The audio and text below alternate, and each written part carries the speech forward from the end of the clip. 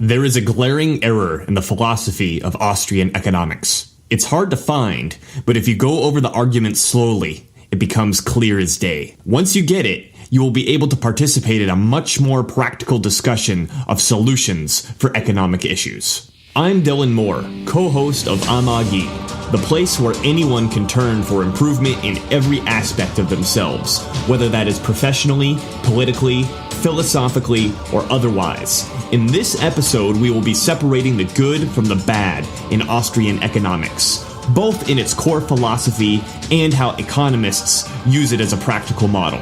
How we approach economics with the scientific method may surprise you. Stay tuned. You can find more of my work at my YouTube channel, The Volitional Science Network. You can also find the work of our other co-host, Nima at economicsjunkie.com. We are graciously being hosted by the Think Liberty Network, which you can find at think-liberty.com. This is episode number 23. Hashtag WTF Austrians. And we are going to be talking about an interaction I had with Tom Woods on Twitter.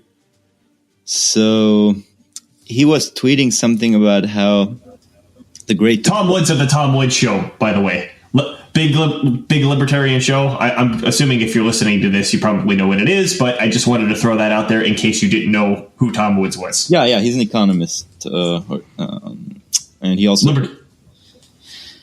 What was that? I was going to say he's kind of I don't know, does he consider himself a philosopher? He's a big libertarian figure. Yeah. And he also has his own online course, I think, on economics. So he was tweeting something about how the Great Depression was not caused by fiscal policy, because fiscal policy was unproblematic, I guess, in his view, but it was caused by monetary policy, you see, because the Federal Reserve apparently lowered interest rates too much. Can you go over really quickly what the difference between fiscal and monetary policy are? Yeah, so fiscal policy means changing the size of the government deficit, and monetary policy means changing the interest rates and other methods of injecting money into the economy via the central bank, I guess.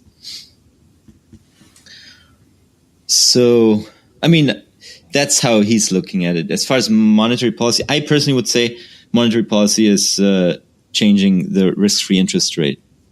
You know, that's right, which we've gone over extensively in previous episodes. That's because of all the realizations that we've had. It's actually become really simple to understand monetary policy these days. It's just really changing the Fed funds rate, which is the risk-free interest rate, which has is tied to lots of other interest rates. And whether or not the Federal Reserve buys bonds and does something like QE or whatever is, in our view, rather irrelevant. And, you know, empiricism, I would say, has also proven us right on that. But I was telling him in response that the fiscal policy was precisely the cause of the depression. Budget surpluses have caused a depression or a severe recession 7 out of 7 times. And in U.S. history. In U.S. history, yeah.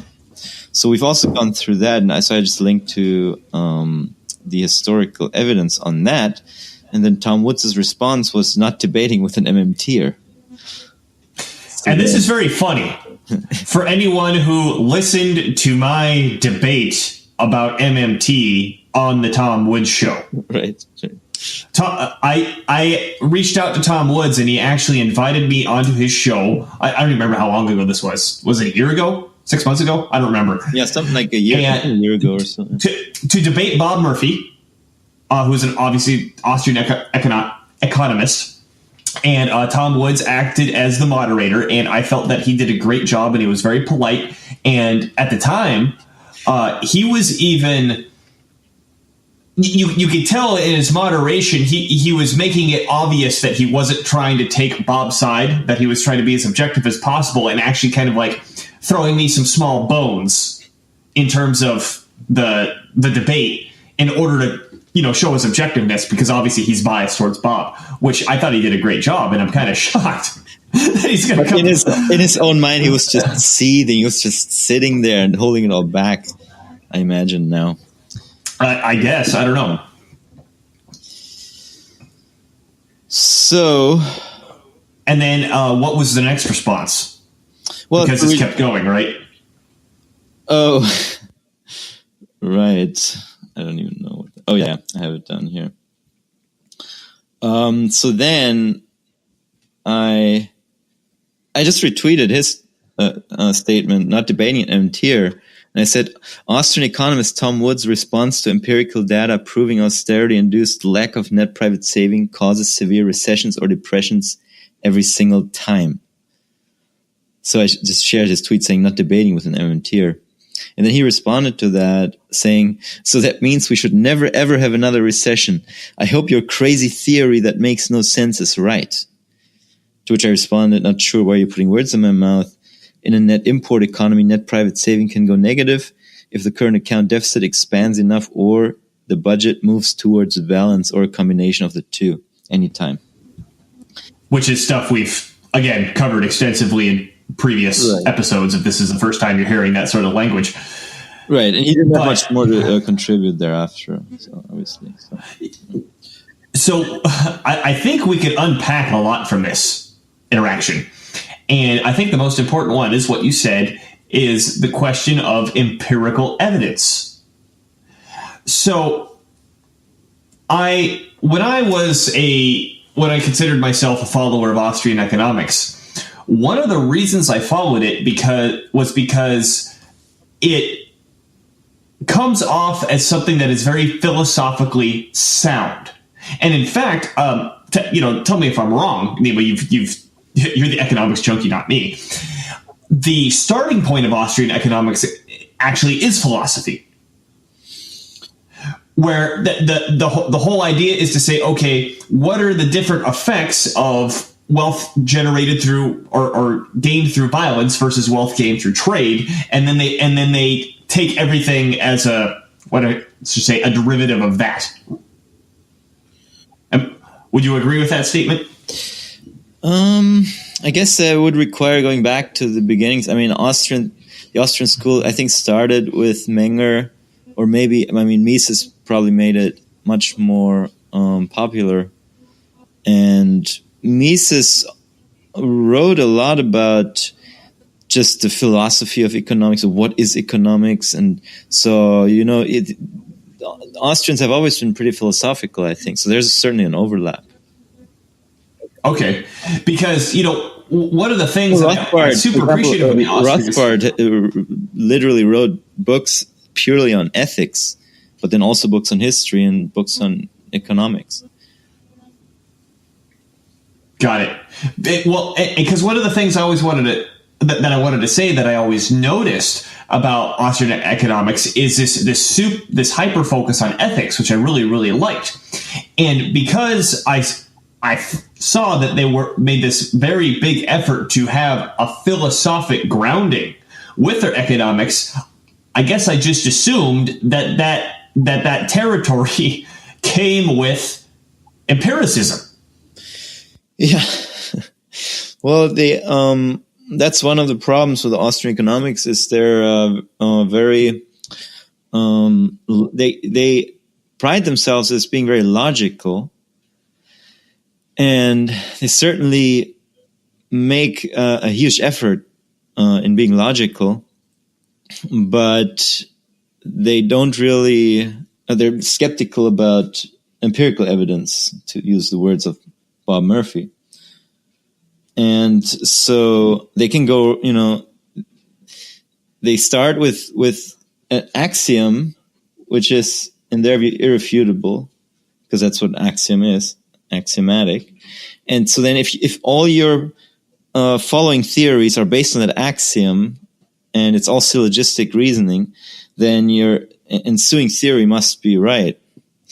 So, and maybe they have a point, I guess, because if you do start with something that's irrefutably true and you only have logical syllogisms from there, then of course, your theory is probably going to be correct.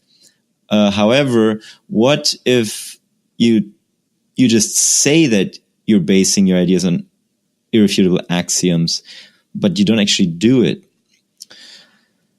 Like, for example, Austrians take the whole neoclassical story of barter for granted.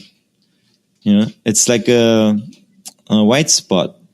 Is it a white spot where something you don't know and you don't even, whatever, I don't know. Blind spot. Yeah. It's a second language, give him a break. Third language. Well, I think there's actually this, whatever, doesn't matter.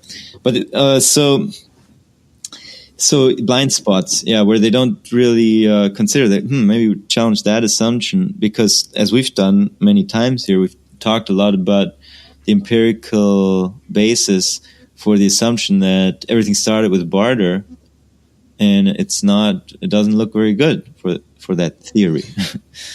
Well, and on top of the fact that there's this assumption made that everything started with barter, there's also, tell me if I'm remembering the name of it correctly, the money regression theorem? Or is it the barter regression theorem or the money regression theorem? The regression theorem in short. Okay, so the fact that an economist would have the gall to use the word theorem to talk about something with economics, it's something a physicist won't even do. Right? There's the theory of gravity. Yeah. There's the theory of quantum mechanics. Yeah. There's a theory of the Big Bang, because even though there's a lot of evidence supporting these things, or a lot of evidence to say, okay, this is why we have this sort of this explanation that we have, it's still a theory because it can always be challenged. The realm that we see the proper use of the term theorem is in pure mathematics, where what we've done is we've set up an axiom that's true by definition, and then we move from there, which is why it's the only area that we could actually use the term theorem, because it's like it's must be true because that's the way we defined it. Yeah. So the fact that word is even being used in an area outside of mathematics, in this case economics, should be a little bit of a red flag for someone who understands the difference between the words theory and theorem. And if you have been listening to our Evolution of Civilizations series, I believe I brought this up in one of the first episodes, was Carol Quigley, who we're reading from this book, The Evolution of Civilizations, pointed out that the Pythagorean cults of ancient Greece, which is where Plato learned a lot of his stuff from, emphasized the perfection of the rational mind and de-emphasized the evidence of the five senses, because the five senses couldn't be trusted. The truth could only be arrived at through the workings of the rational mind. And when we move on to Plato, and Plato comes up with this bizarre idea of this world of forms, where there's this perfect world that we all saw before we were born, and that we're like deeply familiar with, maybe subconscious. The concept of a subconscious didn't exist back then for him to talk about. But like the idea of a chair, there's a perfect form of chair, or there's this perfect form of planet, or there's this perfect form of government, which is where he got the idea of the republic, and he was working with that. And what it does, this whole conception, this is what it means, I guess, to call someone Platonic in the philosophic sense. I know they use it in a dating sense to mean non-romantic, but in the philosophic sense, Platonic means to put your rational mind before evidence. And Carol Quigley even argued that this thinking is what killed any scientific revolution. The possibility of any scientific revolution in ancient Greece, because the requirements of science, which is to say we must look at the evidence, we must use the sensory data, and we always have to assume our rational minds may be missing something, and they must constantly and to infinity be tested and retested, which is what we saw in after Galileo in medieval Europe, particularly once we got to Isaac Newton, which led to the scientific revolution. It's because they took the opposite of the Pythagorean idea. And what we're looking at here, when the Austrian economists reject empirical evidence, and like you said, in the last conversation between Bob Murphy and Stefan Molyneux, Bob Murphy said it very clearly that Austrian economists are typically skeptical of empirical evidence and have a tendency to argue things a priori. Now, a priori, if I might be wrong on the history of this, is a word that's more associated with the Romantic German philosophers, and particularly Immanuel Kant. And a priori means the same thing that I just described with the Pythagorean cult or with the Platonic philosophy, is to argue from the pure rational mind, the pure reason, while identifying the evidence that we pick up from the senses as something that cannot be trusted.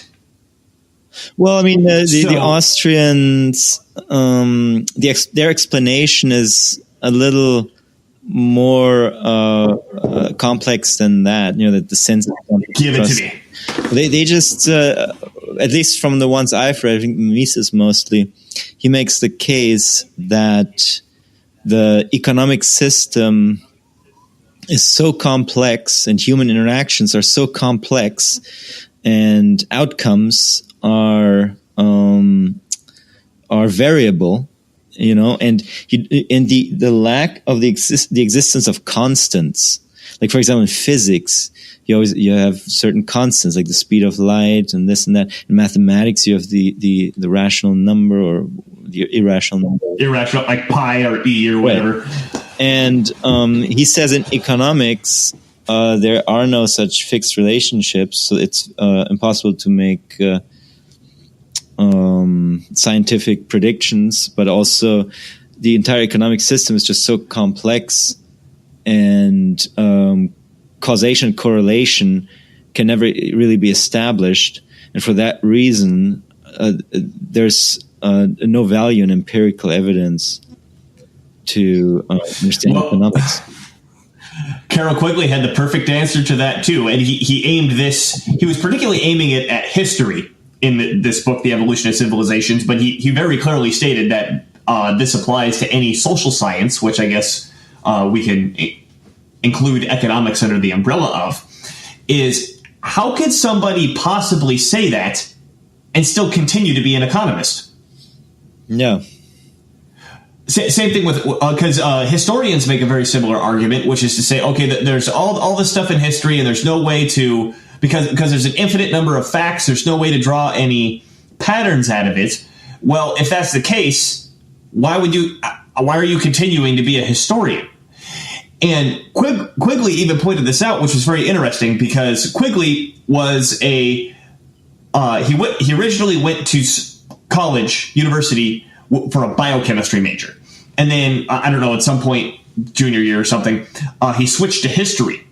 So his original grounding was very, very, very scientific. And he saw and commented on this as he found it very strange that the natural scientists would, even if a law, in quotes, like the theory of gravity or whatever, where we got a formula where we could write out a relationship, even if it was only accurate in 1 in 100 times, the physicists and the natural scientists had no problem writing it down, calling it a law, and using it in their calculations forever and anon. However, when he moved over to the social sciences, he found the opposite to be true, where even if a situation, a description or a formula worked 99 times out of 100, this wasn't good enough for the social scientists. And they said, okay, well, there's no way to understand anything because this isn't accurate 100% of the time. And his conclusion was, yes, social sciences are more difficult because they now involve the variable of human choice. However, more difficult doesn't mean impossible. So we cannot throw out the scientific method and empirical evidence just because it got a little bit harder. What that means is we have to focus on it even more. Yeah. Exactly. So, for me, being originally attracted to Austrian why can't I say that word today? Originally being attracted to Austrian economics because of the philosophic grounding that I saw in ethics, I was actually really shocked when I saw this, disdain for empirical evidence. Yeah, and to the people who are in the Austrian community, etc., and when I would consider myself sort of Austrian, I thought the explanations were perfectly reasonable as to why we should not focus on empirical evidence too much. I thought, it sounded perfectly reasonable to me, but that's just how it works. That's how dogma works, I guess, on you. It convinces you of the most ridiculous things sometimes. And I don't want to say Austrian economics is a dogma. I'm just saying in general, that aspect of it I found to be dogmatic. And so I changed my mind on it. Well, and then that doesn't mean we have to throw out the ethics either. Right. Right? Because I think it's a very, very important, accurate, I had a third adjective, I can't remember what it was, important and accurate distinction to notice that there is a philosophic difference between resources that are acquired through violence or coercion and resources that are acquired through trade and negotiation. That is fundamental to understanding anything about philosophy. And I don't want to reject that, and I don't want to throw that away. However, what we have to do is say, look, when me and Nima are sitting here talking about MMT, when we see the description actually, how do I want to say this? When we see that the situation of the economy does not match the description of Austrian economics, and we see that it does match the description of MMT, which we've spent several episodes going over, and so far I have yet to meet somebody who challenges me on MMT that doesn't bring up a point that isn't a straw man argument. Have you? No, can't say. I mean, I haven't even gotten straw man arguments. So. Oh yeah, you just get ad hominems. Yeah. Exactly. Yeah. So, just because the way that the system works is different from the way that the Austrians thought doesn't mean we have to throw the ethics out the window. It just means we have to apply the ethics appropriately to the new evidence that has come. Right. And the practice of how it works is just, in our opinion, the Austrian school has created this story of barter, and not just the Austrian school. I mean, that's the thing. That's why I sometimes say Austrian economics is almost like an offshoot of neoclassics, because the neoclassical school came up with that notion. And it starts with the barter theory, and then it goes from there to trade and barter and investment, etc. But that's not how it has ever happened in the real world, and it's not how it's happening in the real world. So the equivalent would be saying, could we have a historical school that amuses about what went on in Middle Earth versus a school that deals with, okay, what's going on Earth? If that makes sense. I was just thinking about a comment on Tolkien. I think it's an excellent criticism of fantasy genre. I'm sorry, I'm changing the subject here a little bit. I'm a big Tolkien fan.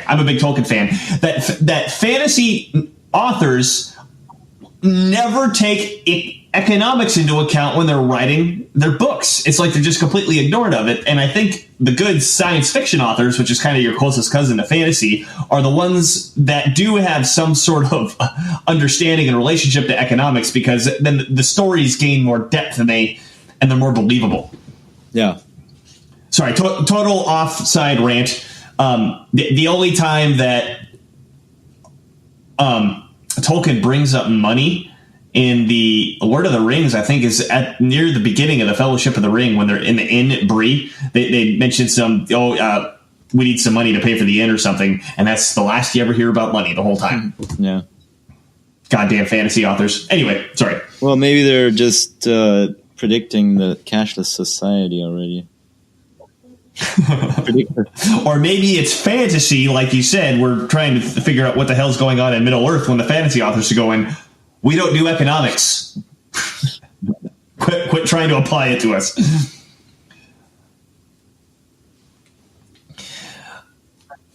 One of the things, so I'm, as anybody listening to us should know, both Nima and I have our own channels. Nima's got a website and I got a YouTube channel. And Nima makes videos too and posts them too. But do you have a YouTube channel, or you're just on BitChute? BitChute, yeah. BitChute. Okay, Nima's mainly on BitChute. I'm actually mostly on podcast, SoundCloud, Spotify, Apple, iTunes, whatever. You can get the Economics Junkie podcast. Yeah. There it is. So I had someone challenge me on an older video that Nima and I did on MMT. And essentially, it was, as usual, the conversation always goes back to inflation and the nature of money. And he argued that, of course, due to massive money printing, particularly since 1971, when Nixon removed the partial backed dollar, that is what has greatly reduced the purchasing power of the currency. And I asked him, what's the empirical evidence that massive money printing in the United States caused the purchasing power of the dollar to drop? Now, I'm not saying that is or what isn't happened. I'm just asking the question because I'm thinking about empirical evidence now, and that people disagreeing with me might not have any. And he wrote back, he said, by virtue of the fact that it takes more dollars to buy the same thing today than it did 5, 10, 25 years ago. He said, do you think inflation magically imposes itself apart from the size of the country's issued currency? Now, if you're quick and you notice what he did here, is he only allowed me 2 options to explain myself. Do you think inflation magically imposes itself apart from the size of a country's issued currency? So he's saying the only way you're allowed to explain yourself is to agree with me that it is the amount of currency, or to claim magic. This is super manipulative. And it's like there's this hiccup that the only way to explain loss of purchasing power is money supply, and that's it. And if you try to suggest anything else, they're just like, what is this, magic money theory? Are you just talking about magic? Yeah. It's a strange hiccup. Yeah, we've talked about the prices and inflation on several shows, but technically sort of the focus on inflation is almost a bit of an obsession in some communities, and in the mainstream actually also kind of. But technically, I mean, if you're a free market economist, then you should understand that prices can go in many different directions, and we shouldn't really dictate what prices should be, or try to steer them. And mainstream economics tries to reduce inflation by raising the interest rates, which is complete nonsense in our opinion. Actually, raising interest rates are likely to cause more inflation because they inject more money than through higher interest rates. But also, in my opinion, actually, the reason why the Federal Reserve adjusts interest rates to inflation is to preserve the moneyed classes' interest incomes and their purchasing power. Because for people who have a lot of money in interest-bearing money in bank accounts or in mutual funds, money market funds, if inflation goes up and the Fed supports those holdings by upping the risk-free rate, which makes the savings rate go up as well, then their wealth is preserved. And so I almost tend to think maybe that's the reason why they do it all over the world, the central bank, just in the interest of the people with money. Yeah. I never thought about that. That's probably... I don't have any evidence that that's true, but I have a hunch. Now also, what we have with the 70s, after the U.S. left the gold standard, we also happened to have a huge oil embargo, which made oil prices go over $100 for I think, the first time ever. And that led to huge inflation in the U.S. And there's nothing that raising interest rates can do about that. There's going to be an inflation regardless, and wherever your interest rates are, it won't matter. Actually, raising interest rates to 18% has, as Warren Mosler has argued, has probably caused more inflation. Because now you have a bunch of guaranteed income, universal basic income for the rich, essentially. At 18%, which is huge. Which is just the interest they're earning. I wanted to say something else, if you don't mind me interrupting, about this point in time, 1971, when Nixon removed from the partial gold standard, and that supposedly prices skyrocketed because of this.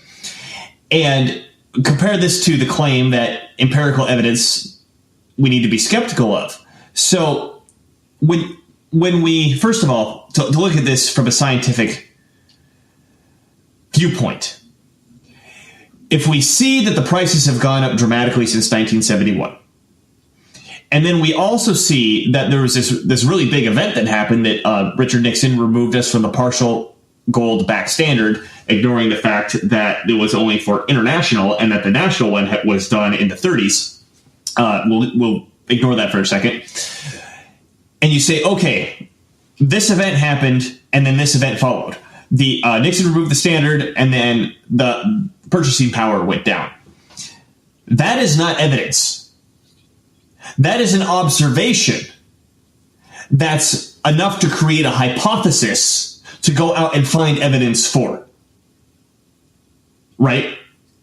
Yeah. And if someone says, I am skeptical of empirical evidence, then why are you pointing to causes in the past that may have created the effects in the present?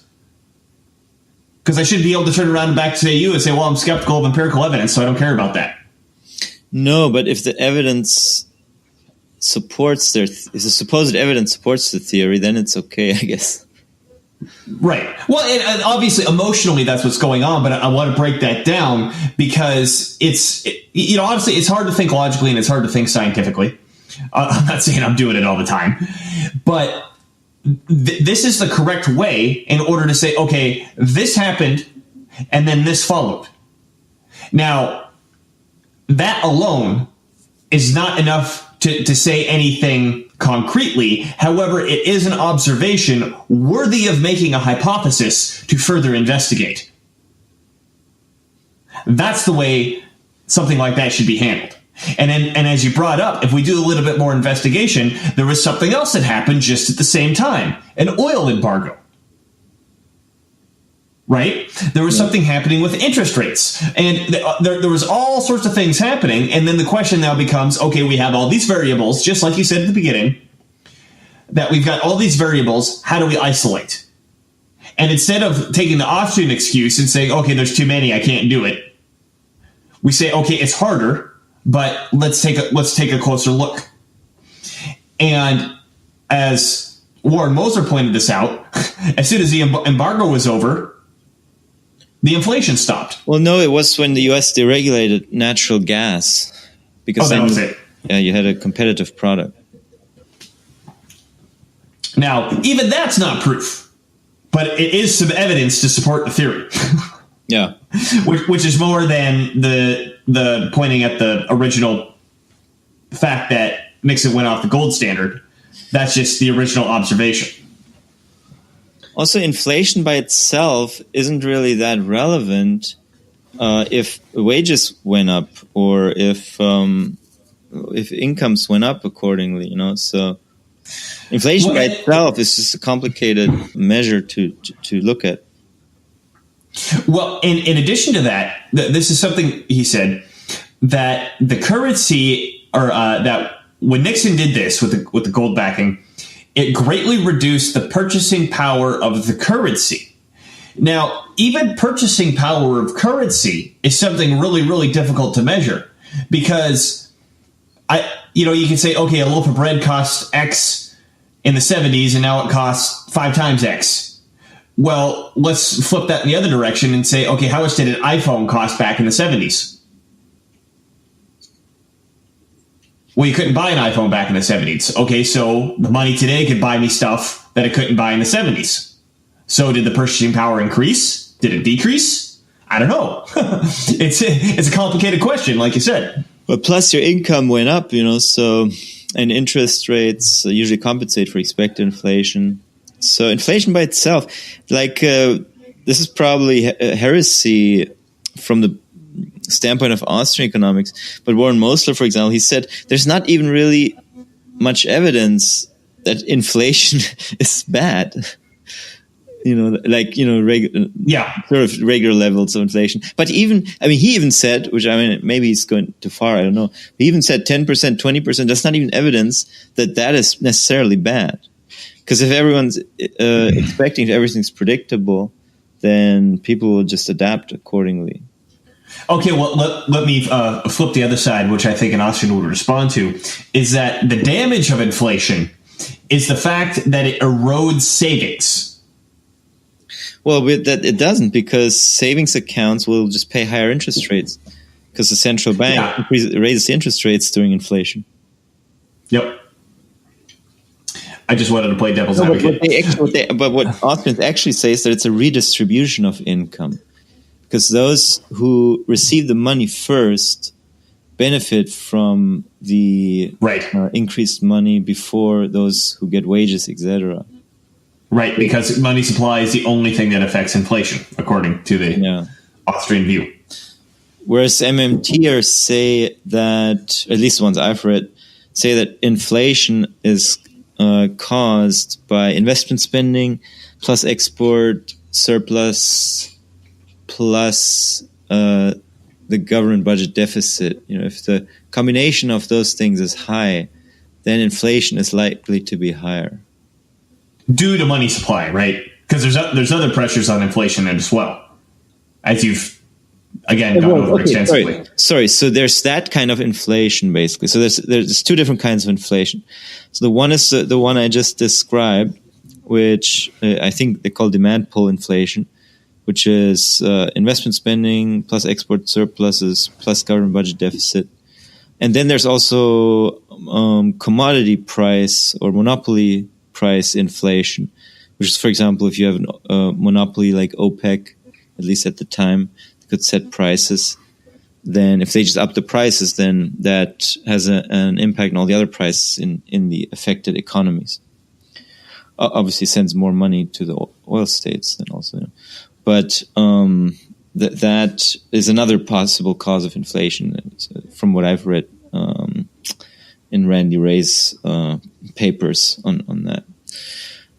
But the former is the one that sort of is intrinsic, which is, I guess policy can somehow affect, because budget deficits are government policy, export surpluses, I don't know, and investment spending. Obviously, you could certainly do some policies to incentivize investment spending or drive it away.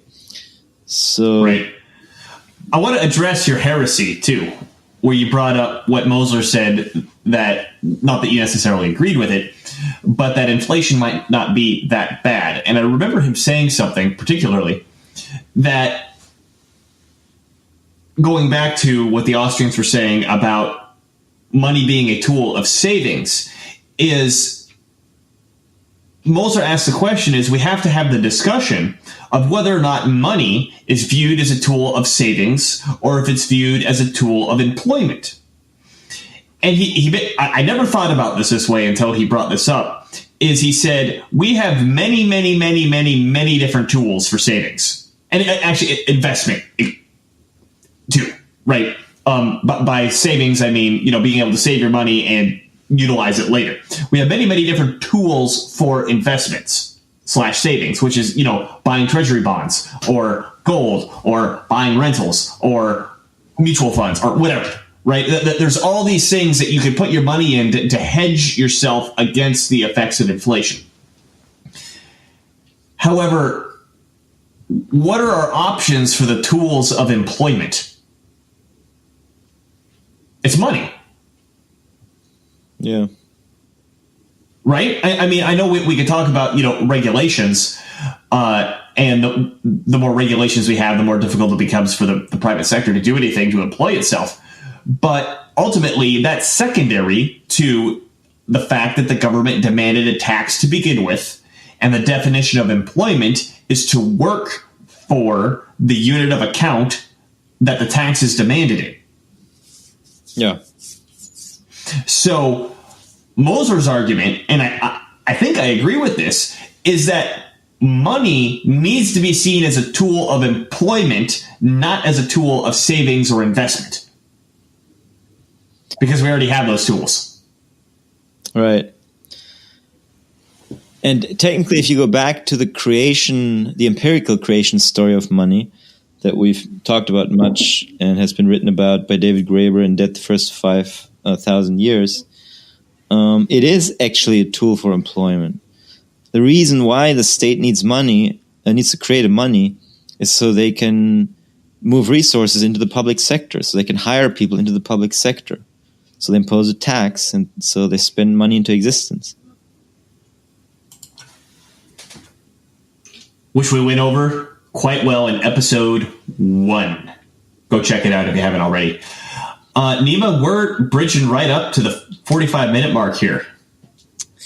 Right. Got anything left, or you want to take it out? Well, there was just a big discussion that also ensued around that, but I don't know if we wanted to point out any points, any particularly important points from that.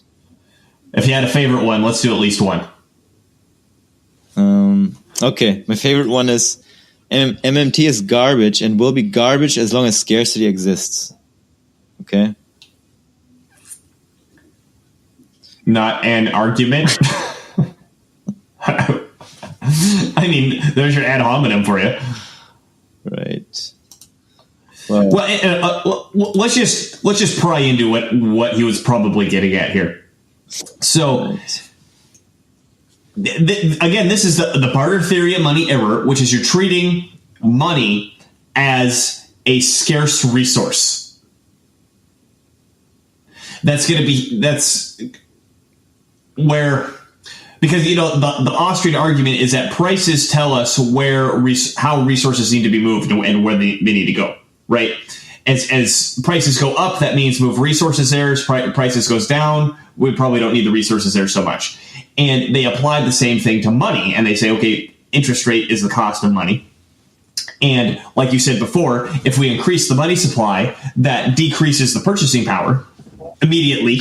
Well, I don't think that's what he's getting at. I think what he's getting at is just that as long as scarcity of resources in the real sector, in the goods sector, exists, MMT makes no sense because MMT acts like there's an infinite amount of resources available. Okay. Service, I think it's probably a straw man, and I don't think he's actually read it. And I think he's actually said that he hasn't read it. But I just thought I'd mention that one. Throw that one out there. Again, another straw man of someone not understanding it, attacking MMT. Seems like it, huh? Yeah. Well, there's also other people, it's good to see there's others who are sort of curious and interested and have informed themselves about the topic. Yeah. And I mean, this is what happened to me when I first bumped into Nima's postings online, and I essentially accosted him, and I'm like, what the fuck are you talking about, boy?